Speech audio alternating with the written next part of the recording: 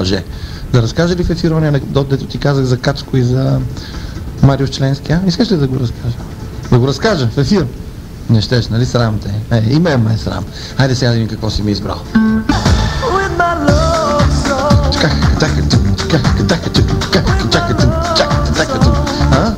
Шведски кючек ли? Ах, ще видиш ти в казармата. Ах, леле. Ама лошото е, че аз се заканвах да бъда лош, заканвах се и не бях лош. Като старо куче бях, леле, такава мека Мария бях. Но това е може би от възпитанието, може би от това какъв си. Казват, че който е бил гонен, той гонен. Не, който не бил гонен, той гонел и обратното. Няма такива работи. Всичко зависи само от тебе, какъв си. Си, Албертино, не знаеш тази песен, защото си младо момче. Но сега имаме един наша обаждателка, звънителка, дали не се е разпаднала връзата. Нека да чуем обаче. Добър ден. Добър ден. Не се е разпаднала. Как се казваш ти? Казвам се Нели. Нели? Да. Нели. Добре, Нели. Какво ще правиш събота и неделя, Нели? Ами, тъй като съм в голямо безпаричие, събота и неделя ще си стоя в къщи и много обичам да мързелувам. Ама знаеш ли, че официално признатите мързеливци, знаеш ли кога мързелуват? Когато имат работа. Всеки може да мързелува, като няма работа. Обаче да имаш работа и тогава да мързелуваш. Знаеш ли кой го е казал това, между другото? Не знам. Джерунг. Знаеш ли го Джерунг? Трима човека не считая собаката в лодката. Какви книги пише това? Толкова са скучни всички. Колко интересно. Добре, Данели, ти не четеш ли? Чета, стига да имам нещо подходящо. Какво? Само не казвай, че четеш Харлекин, Хасми Харлекина. Четеш ли Харлекин? Не. Сега го каза само за да ми се харесаш, нали? Не. Добре, айде с теб да се опитаме да стигнем до една много интересна извода. Изводът е защо всички жени обичат да гледат сапунки. Затова, че обичат и да перат, или просто защото имат необходимост от някаква такава романтичност, а никой не им е дава в ежедневието. Аз искам да кажа защо аз обичам да ги гледам, за останалите не знам. Аз обичам да гледам тези сапунени сериали, защото не ме ангажират. Няма насилие, няма убийство, предварително знам какво стана и докато гледам филма мога да върша и разни неща. Ама обикновено в тия филми има един подлец, който е забременил неправомерно някой, която ревтуни непрекъснато и тук припадне. Нема и тук припадне и страдае, защото, нали, щепсел в устата, повръща милата и ходи като заключено балканче. Не знам, честно казано, някой път се съмнявам в здравия разум на жените, защото само те гледат тия сапунки, но от друга страна, според мен, не е това. Чакай, сега ще стигнем до извода само с един отговор. Само ми обещай, Нели, да ми отговориш откровенно. Да, обещавам. Поставяш ли се на мястото на някой от героините? Не. Значи ти не гледаш въобще сапунките с някаква сериозност. Благодаря ти за обаждането. С удоволствие ще ти подаря една награда, макар че не си каза фамилията, от Riva Sound. Компакт диск или аудиокасета, елая си я вземи. Обичам жени, които са откровенни, обичам и жени, които знаят как да флиртуват дори по телефона. Сигурен съм обаче, че всяка жена гледа тези сапунки с надеждата, че е на мястото на някой от тия. Както, например, всички мъже гледат със страшна омраза, когато джакпота в тотото е взет от някой друг, обаче се... Гледай сега, това искам да го обсъдим сега за тотото. Не за група Тото. Значи, чакай да запиша Нели, днес сме 24-ти. Riva Sound, аудио, касета или компакт диск. Нели, ти трябва да дойдеш до нашето радио. Това е в хотел Струма, 429 стая. В Перник, 101,7 по скалата на изкушението. Трън, Брезник, Боровец и около Мръсното вопият срещу той, че не могат да идват винаги при нас, а ние само при тях чрез ефира. Всъщност, нека да видим кой е другия ни позвонител, за тотото можем да поговорим и малко по-нататък. Добър ден. Добър ден, ало, извинявайте, пак съм аз. Нели. Слушам те, Нели. Прекъснахте ме преди да мога да кажа, че съм съседка на Венци Рангелов. Така. Значи никаква награда няма да ти дам и пак те прекъсвам. Никаква шурубаджанащи на Венци. И на Нели няма да дам награда заради тебе. Видя ли сега? Видя ли? Жената, ако не ти беше съседка? Аз имам две съседки. Нели, спокойно, разбира се, че ще има награда за теб. Но стига ми тази награда да каже нявга народа умря с юрмак за правда и за какво? И за свобода. Свобода, знаеш колко има да мечтаеш за свободата, Санчо, е нещо съществително. Ама като слушаш дядо си вари в казармата, сега ти дойде къла в главата. Вичаш кънгиби! Хайде песента, пък после ще говорим за тотото. го маща и този немски език. Отвратителна песен. Извинявайте, скъпи мои приятели, че ви измъчих с този Yes, sir, I can boogie. Ужасна песен. Ама знаех сега, че що има нещо немско, няма да е читаво. Преди малко зад кадро обсъждахме с моето тон режисьор, че какви били немкините и двамата стигнахме до единодушното заключение, че олицетворение на думата коштрамба е немкиня.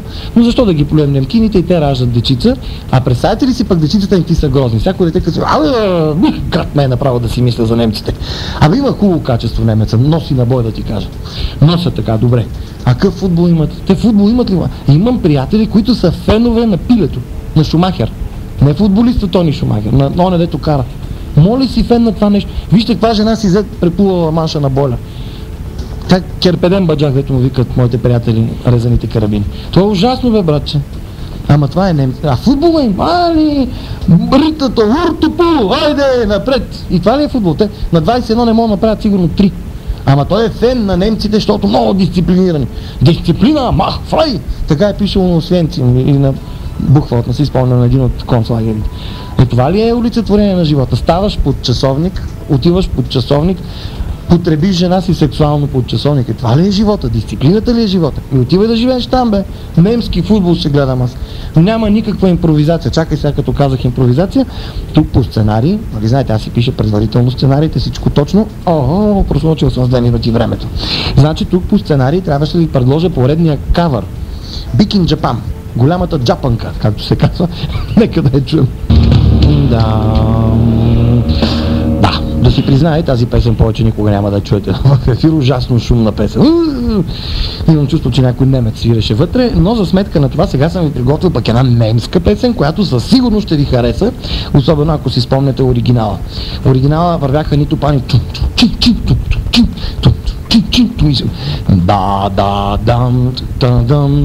Спомняте ли си? Как не си я спомняте? Я вижте. Пускай бе.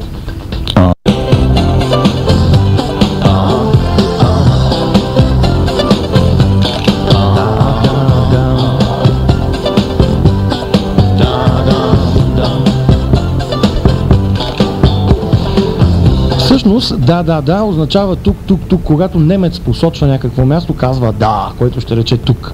На ендлих или най-накрая, както казват немъците.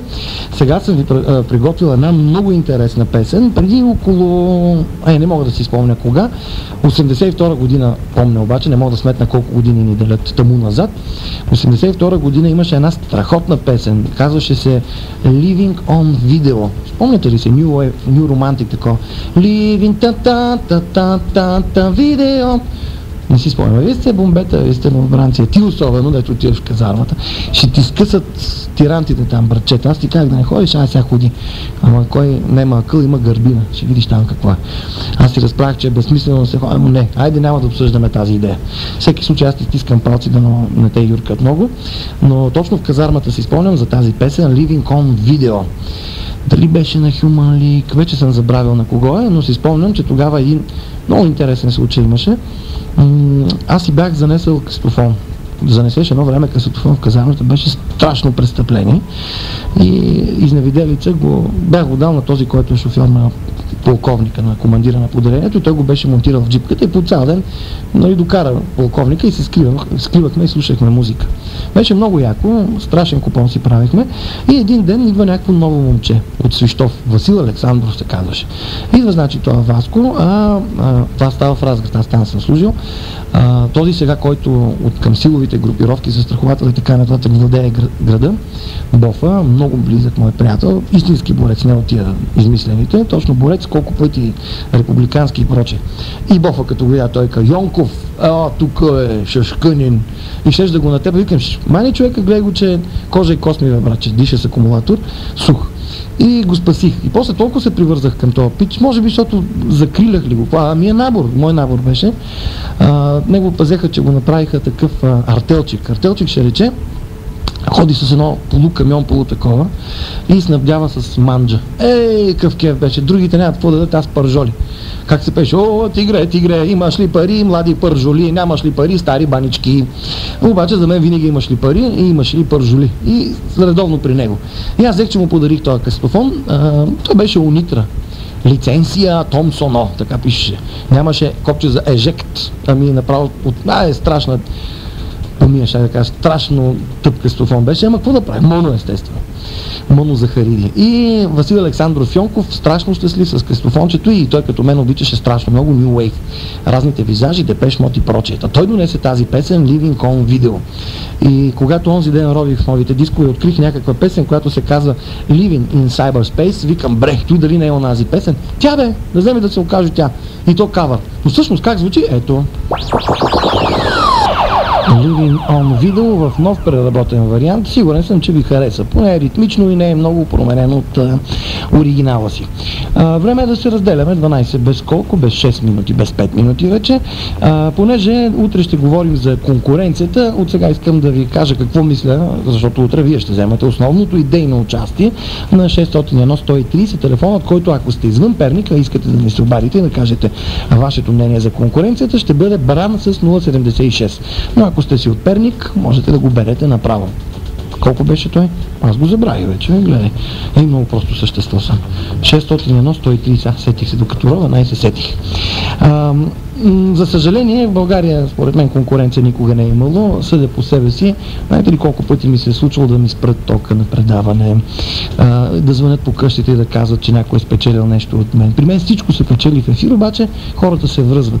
Или да ми се обади някой на телефона и да остави отворено. Да не мислите, че някой човек от публиката го прави. Не, това е конкуренцията. За съжаление е така в България. Тоест модел са така. Има една такава крилата и знаменателна реплика, която идва отдалечно поморие. Но утре ще говорим специално за конкуренцията. Аз обаче искам да поздравя всички останали радиостанции, които в момента се възприемат в Перник. И Експрес, и Мила, и Кис FM, и Перник FM, и да им пожелая страшно много, как се казва, слушатели, защото според мен точно конкуренцията е формата на повишаване на качеството за вас, потребителите, независимо дали сте потребители на месо, на сирене, на телефонни услуги или просто сте слушатели или зрители. Има ли конкуренция, качеството трябва да се вдига, а да пада цената. Дано да стане и така в България. Утре ще ви очаквам отново на нашите вълни, 101,7, по скалата на кое? На изкушението. Това е радио Кракра, кратно на вашето добро настроение. Сигурен съм, че утре ще поговорим по-надълго и по-нашироко, а не мога да не продължа, т.е. да завърша, не мога да не завърша отново с един кавър. Започнахме с Pink Floyd и Стената, и да видим сега Salt and Pepper какво са направили с тази песен.